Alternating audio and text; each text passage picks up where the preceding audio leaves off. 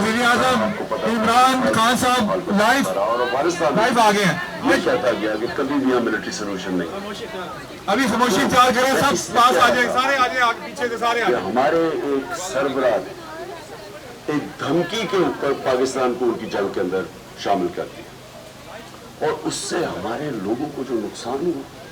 और आप यूरोप में और इंग्लैंड में, मुझे पूरा पता है कि क्योंकि मेरा आना जाना ओवरसीज पाकिस्तानी के साथ और इंटरेक्शन बहुत ज़्यादा रहा है। पहले क्रिकेट की वजह से ओवरसीज पाकिस्तानी को मैं बेहतर जानता था, क्योंकि जब मैं मैच खेलता था हमारे पाकिस्तानी आते थे, जरूर अपनी टीम को बैक करते थे। और उसके बाद शौकत खानम कैंसर हॉस्पिटल बनना ही नहीं था अगर आप ओवरसीज पाकिस्तानी मेरी मदद ना करते। और इसके लिए मुझे फिर जिधर भी पाकिस्तानी कम्युनिटीज थी उनसे मेरा इंटरेक्शन हुआ। तो जब ये वॉर ऑन टेरर हुई, पहले तो पाकिस्तान का ना लेना ना देना 9/11 से, हमें उसके अंदर धमकी के ऊपर, वो वर्ड जनरल मुशर्रफ ने अपनी किताब में लिखा है कि उसने उनका आमिर चहीट उनका कोई जो भी था, उसने धमकी दी कि we will bomb you into stone age. Pressure नहीं ले सका, एक धमकी में मुल्क को शामिल करवा दिया उस जंग में। और फिर हम गिरते ही गए, डिमांड्स उनकी बढ़ती गई। पहले तो कहा था लॉजिस्टिकल सपोर्ट देनी है, फिर हमने पूरी अपनी उनके कहने पे फौज भिजवा दी कबायली इलाके में। और उसके बाद जो फिर पाकिस्तान में हुआ, आप याद रखें कबायली इलाके से सारी अफगान जहाद लड़ी गई थी। जब हमने उनकी पहले मदद की थी सोवियत यूनियन अगेंस्ट, तो सारी जहाद कबायली इलाके से लड़ी गई थी। तो कबायली इलाके के लोगों को हमने कहा था कि जहाद बहुत अच्छी चीज है। जब एक हमारे हमसाए मुल्क में फॉरेन ऑक्यूपेशन हुई तो इसके खिलाफ लड़ना जहाद है। अब जब अमेरिकन वहां पहुंच गए तो अब हम उन्हीं लोगों को कह रहे हैं कि उनके खिलाफ जहाद थी, सोवियट्स के खिलाफ अब दहशतगर्दी है। उसका नतीजा क्या हुआ? क्या वो रोबोट्स तो नहीं थे? उनको हमने पहले हम कह रहे हैं कि ये टेररिज्म है, वो हमारे खिलाफ हो गए। और पाकिस्तान ने सबसे भारी कीमत अदा की अमेरिका की वॉर ऑन टेरर में शिरकत कर रहे हैं। बाकी नेटो अलाइज भी थे, किसी को, यानी सारे नेटो अलाइज और अमेरिकन जितने फौजी इसके अंदर मारे गए वॉर ऑन टेरर में, अफगानिस्तान और अफगानिस्तान में, उन सारों को सबको इकट्ठा भी कर लो तो उससे 3 गुना ज्यादा पाकिस्तानी फौजी मारे गए, हमारे फौजी शहीद हुए और 80,000 पाकिस्तानी जाने गई, मुल्क तबाह हो गया। तो मेरा सारा कंटेंशन ये थी कि हमारी फॉरेन पॉलिसी होनी चाहिए पाकिस्तानियों के लिए, हमारी बेहतरी के लिए। हमें अपने मुल्क को कुर्बान नहीं करना चाहिए किसी और की फॉरेन पॉलिसी ऑब्जेक्टिव्स के लिए। यहाँ प्रॉब्लम शुरू हो गया। तो फिर चाइना के ऊपर भी हम चाहते, हमारा नेबर है, हमारे अच्छे ताल्लुकात है, हम चाहते थे कि आगे राइजिंग पावर है, हमारा इंटरेस्ट है कि हमारे उनसे अच्छे ताल्लुकात हो। उधर भी प्रॉब्लम आया। और फिर रूस में जब इन्विटेशन मिला तो हम क्यों चाह रहे थे, हमारा तो बड़ी पहले से कोशिश हो रही थी कि रशिया हमारे साथ ताल्लुकात अच्छे हो, क्योंकि कोल्ड वॉर के बाद हमारे, और जो हमने अमेरिका का साथ दिया सोवियट्स के अगेंस्ट अफगानिस्तान में, तो हमारे ताल्लुकात कभी भी ठीक नहीं थे। तो ये पहली दफा हमने कोशिश की, क्योंकि हमें बड़ा फायदा है, खास तौर पे गैस का आगे, और हमारी पहले से हुकूमतें ये गैस पाइपलाइन की बात कर रही थी और यहाँ गैस खत्म होती जा रही है। और दूसरा फिर हमने गंदम भी इंपोर्ट करनी थी उनसे, और वहाँ हमने उनसे तय किया कि तेल 30% कम कीमत पे हमें तेल मिल रहा था। तो हमने उनसे नेगोशिएट करना था अपने लोगों की बेहतरी के लिए। हिंदुस्तान ने नेगोशिएट किया और सस्ता तेल मंगवा रहा है रूस से, जबकि हिंदुस्तान की स्ट्रेटेजिक अलायंस है अमेरिका के साथ। तो इसके ऊपर वो नाराज हो गए।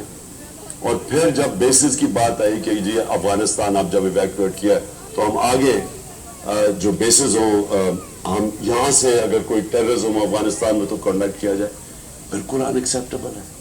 हम पहले 80,000 लोग में वहां बैठे, किसी ने अप्रिशिएट नहीं किया, बल्कि अफगानिस्तान को कई इनके पॉलिटिशियंस ने ब्लेम किया कि पाकिस्तान की वजह से हम अफगानिस्तान में कामयाब नहीं हुए। यानी इतना बड़ा झूठ कि हमारी वजह से कामयाब नहीं हुए। तो पहले हमें ब्लेम भी किया, ہمارا اپریشیٹ بھی نہیں کیا, ہمارے ملک کی بھی تباہی ہو گئی, قبائلی علاقہ اجڑ گیا, اور آپ کہہ رہے ہیں کہ پھر سے ہمیں بیسس, تو میں نے تو کبھی نہیں ماننا تھا. ادھر سے پرابلم شروع ہے, اور اس کے بعد وہاں سے یہ سازش تیار ہوئی. یہاں مل گئے ہمارے میر جعفر اور میر صادق, انہوں نے پوری طرح ان کے ساتھ یہ گیم پلان بن گیا. یہ مجھے اس کا انڈیکیشن ہو گئی تھی پچھلی جولائی کے اندر, جولائی اگست میں میں سمجھ گیا تھا کہ کچھ ہو رہا ہے. اور پھر یہ یہاں سے ان کے ساتھ مل کے, یہاں پھر ان کے ساتھ یہ جو ہمارے پولیٹیکل یہ جو ہمارے ایمبیسڈر کو بلاتے ہیں, اس کو ایک ڈونلڈ لو, ایک انڈر سیکرٹری آف اسٹیٹ, وہ جا کے دھمکی دیتا ہے. اور میں یہ آپ صرف کہنا چاہتا ہوں کہ کتنی بڑی توہین ہے 22 کروڑ لوگوں کی, کہ امریکن آفیشل جا کے ہمارے ایمبیسڈر کو کہتا ہے کہ اگر تم نے عمران خان کو اس پہ کامیاب ہونے دیا, یہ جو نو کانفیڈنس موشن ہے, اگر یہ کامیاب ہوگی اور اگر یہ کامیاب ہوگی اور عمران خان ہٹ گیا, تو پاکستان کو معافی دے دی جائے گی. کس چیز کی معافی ابھی نہیں پتا, کیا ہم نے جرم کیا ہے اس کا نہیں پتا, لیکن معافی دے دی جائے گی. لیکن اگر عمران خان بچ گیا تو پاکستان کے لیے کون سی ڈائریکٹ نام لے کے ہمارے ایمبیسڈر کو کہا, اور یہ سوچ لے کہ میں وہ فارن آفس میں ہے, میں ہوں پرائم منسٹر, تو یہ کس کو دھمکی دے رہا تھا وہ. اور اگلے دن جس کو بھی دھمکی دی, اگلے دن نو کانفیڈنس موشن ٹیبل ہو جاتی ہے پارلیمنٹ میں. اور اس کے بعد یہ سارے ہمارے لوگ بھی یہ جو نوٹے ہیں یہ جا کے بکنا شروع ہو جاتے ہیں سندھ ہاؤس میں, اور ہمارے الائنس بھی ایک دم پیچھے ہٹ جاتے ہیں. پوری سازش کی, اور اس سازش کو کامیاب کروایا گیا. یہاں سے ہمارے میر جعفر اور میر صادق ملے ہوئے تھے سازش میں, اور اس کے بعد گورنمنٹ جب گئی, اور وہ سب کو پتا ہے اس کے بعد کیا ہوا. 12 مجھے عدالتیں کھلی, اور وہ سارا ہاتھ باندھ کے ہمیں بالکل آئسولیٹ کر کے, تو یہ اس سے بھی بڑی سازش وہ یہ ہے کہ چلیں اگر ہٹا ہی دینا تھا گورنمنٹ کو, چلیں کوئی ایسے لوگ لے آتے ہیں جن میں شاید کوئی اہلیت ہمارے سے زیادہ اہلیت ہوتی, کوئی ان کے پاس کوئی گیم پلان ہوتا. پاکستان کا کرا ترین مافیا کو ہمارے ملک کے اوپر مسلط کر دیا. شہباز شریف کے اوپر اور ان کی فیملی پہ 40 ارب روپے کے انڈر ٹرائل کیسز ہیں, انکوائری سٹیج پہ کیسز ہیں, اور نواز شریف اور اس کی بیٹی کنوکٹ ہو چکے ہیں. اس خاندان کو اوپر لا کے ملک پہ بٹھانا. باپ جو ہے شہباز شریف وہ بھی ضمانت پہ, بیٹا جو اس کا ہے حمزہ شریف جو ہر چھوٹے چھوٹے پیسے پکڑتا تھا, جو ان کے اوپر اوپن اینڈ شٹ کیس ہے. 16 ارب کا جو ایف آئی آر کا کیس ہے وہ اتنا سیدھا کیس ہے کہ نوکروں کے نام پہ پیسے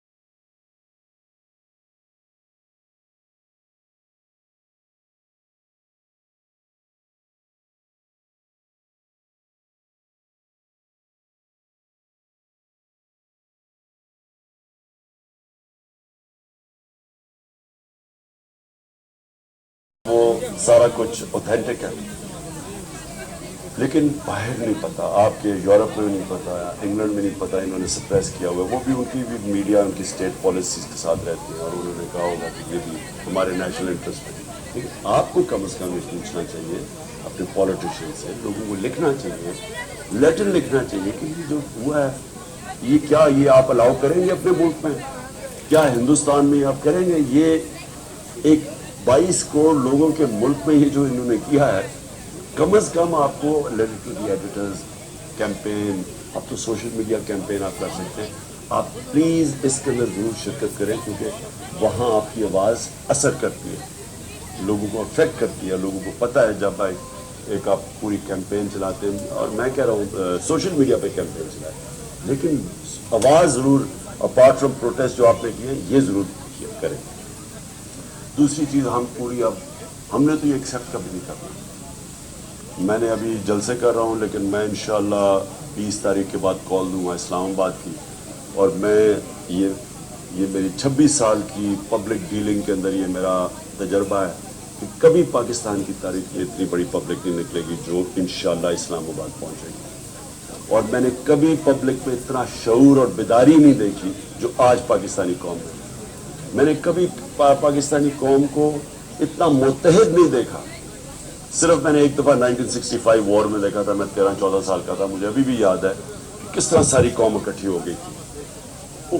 اس کے بعد یہ پہلی دفعہ میں نے دیکھا کہ ساری قوم اکٹھی ہو گئی ہے ایک چیز کے اوپر کہ غلامی نامنظور، امپورٹڈ حکومت نامنظور.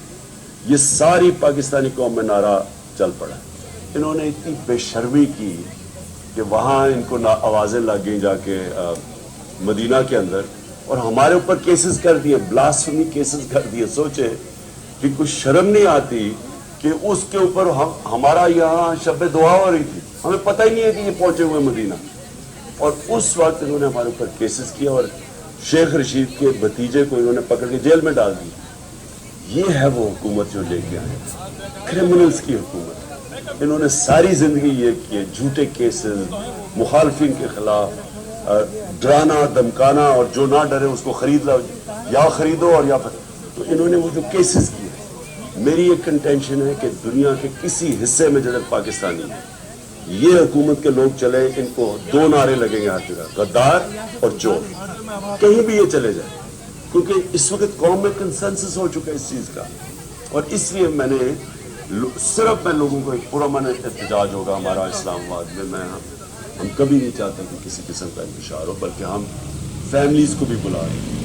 ہم چاہ رہے ہیں سب اس پہ شرکت کریں اس احتجاج میں، اور صرف لوگوں کے سامنے، قوم کے سامنے، انٹرنیشنل میڈیا کے سامنے، اور یہ جو غدار ہیں ان کے سامنے اور اداروں کے سامنے، پبلک کا ان کو پتہ چلے کہ یہ قوم کھڑی کدھر ہے، تاکہ ان کو پبلک کا زور پتہ چلے کہ اس وقت قوم کدھر کھڑی ہے. جو میرا پاکستان کی ساری زندگی کا تجربہ وہ یہ کہ ہماری جو اشرفیہ ہے، ہماری جو رولنگ ایلیٹ ہے، وہ بدقسمتی سے کرپٹ بھی ہے، سافٹ بھی ہے، غلام بھی ہے. وہ سمجھتے ہیں کہ جناب امریکہ کے بغیر ہم گزارا نہیں کر سکتے. ہم نے تو کبھی نہیں کہا کہ یہ امریکہ کے خلاف ہو، ہم نے تو کبھی اینٹی امریکن بات نہیں کی، لیکن ہم نے یہ کہا ہے کہ غلامی نامنظور. ہم دوستی کرنا چاہتے ہیں، غلامی نہیں کرنا چاہتے، اور یہ ساری قوم کی آواز ہے، کیونکہ قوم ہماری مضبوط ہے. جب بھی آپ پاکستانی قوم کو ٹیسٹ کریں گے، زلزلہ آیا میں نے خود دیکھا، سارے لوگوں نے شرکت کی. جب سیلاب آیا تھا وہ اتنا بڑا پاکستان میں تباہی مچی تھی اس کی، ہر پاکستانی نے مدد کی، باہر بیٹھے اندر بیٹھے. یعنی ہمیں جب آزمایا جاتا ہے قوم کو، قوم کھڑی ہو جاتی ہے. اوپر ہمارے بدقسمتی سے چیری بلاسم بوٹ پالش بیٹھے ہوئے ہیں، جن میں نہ کوئی خودداری ہے، پیسے کی بت کی پوجا کرنے والے ہیں، پیسے ان کے باہر پڑے ہوئے ہیں، چوری کر کے پیسہ باہر. آج ان کے جو بھی لنڈن جانتا ہے سب سے مہنگے علاقے میں شریف خاندان کے گھر ہیں. ایک ایویڈنس نہیں دے سکتا کہ پیسہ کدھر سے آیا. اس لیے بیٹے باہر بھاگ گئے، کیونکہ بیٹوں سے جب پوچھنا تھا کہ بتائیں یہ آپ، ایک بیٹا 9 ارب کے گھر میں رہتا ہے، اور دوسرا اربوں روپے کی جو پراپرٹیز ان کی اور جو میفر کی ہے، بتا ہی نہیں سکتے کہ کدھر سے پیسہ ہے، کیونکہ چوری کا پیسہ ہے. آج تک پوچھتے رہے ان سے کہ وہ پیناما پیپر کے انکشاف کے بعد کہ بتائیں مریم کے نام پہ 4 بڑے بڑے محلات ہیں آپ کے مے فیئر میں، پیسہ کدھر سے آیا؟ ایک پیپر نہیں ہے بتا سکے پیسہ کدھر سے آیا، نہ یہ بتا سکتے ہیں کہ وہ چوری کا پیسہ. اس لیے یہ جو لوگ باہر بیٹھے ہوئے ہیں یہ کبھی بھی اس ملک کے لیے سٹینڈ نہیں لے سکتے. ان کو پتہ ہے کہ کبھی بھی منی لانڈرنگ پہ ان کو پکڑ سکتے. جس طرح روس کے جو اولیگارکس ہیں، جو بڑے بزنس مین ہیں، ان کو آپ مغرب کے اندر ان کی پراپرٹی ضبط کر رہے ہیں، ان کو پکڑ رہے ہیں، اسی طرح جب بھی وہ چاہے ان چوروں کو پکڑ سکتے. میں اب گزارش کروں گا کہ یہاں پہ سارا کھانے کا بندوبست ہوا ہوا ہے، تو کوئی بھی میرے بھائی جو آئے ہیں یہاں سے یا دور سے وہ ضرور کھا کے جائیں. وہاں پہ سارا لگا رہے ہیں ہم تقریر کے بعد. مہربانی. آپ سب کو جو پیغام دینا چاہتا ہوں یہ کہ آپ نے اسی طرح مظاہرے کرنے ہیں، آپ نے